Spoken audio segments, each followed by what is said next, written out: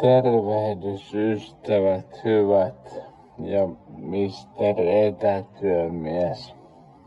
No he, vitsi. Nyt ois tuo tallijakkara tullut tiensä päähän. Erittäin monikäyttöinen työkalu ollut, mutta nyt on kunto mennyt niin huonoksi, niin tehdään tänään uusi.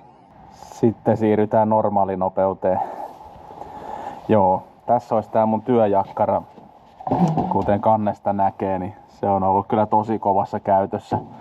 Tosi näppärä ollut. Aina se tossa lattialla pyörii. Siinä on hyvä porailla ja rälläköidä ja kaikkea mahdollista tehdä sen kanssa. Mutta nyt se alkaa niin hapero olemaan, niin tehdään uusinta painos tästä. Ehkä voidaan vähän muuttaa rakennetta, mutta koko luokka suunnilleen sama. Ja materiaali, mistä se tehdään, on tuossa vieressä.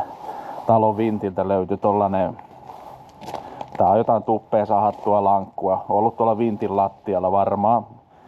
Mä melkein sanoin, että sillä alkaa olla varmaan 100 vuotta jo ikää. Se on aika hyvin kerennyt kuivamaan siellä. Niin lähdetäänhän siitä tekemään uusi jakkara. Niin.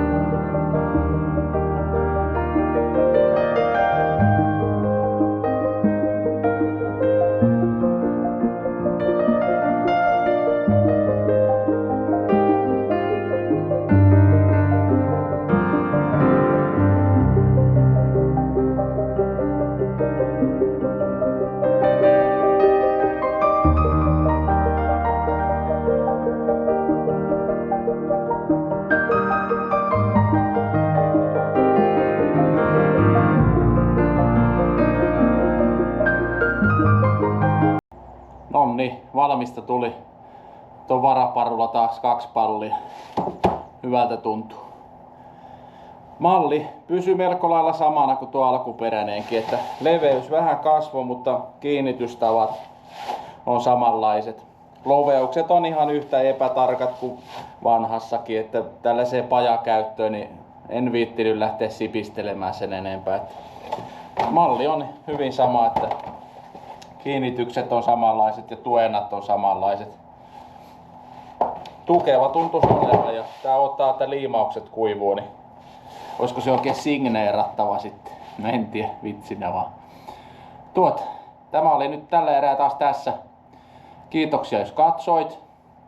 Ja laittakaa peukkua, saa kommentoidakin, jos siltä tuntuu. Ei mitään, sitten jatkellaanhan taas hommia ja palataan uuden videon merkeissä, niin moi!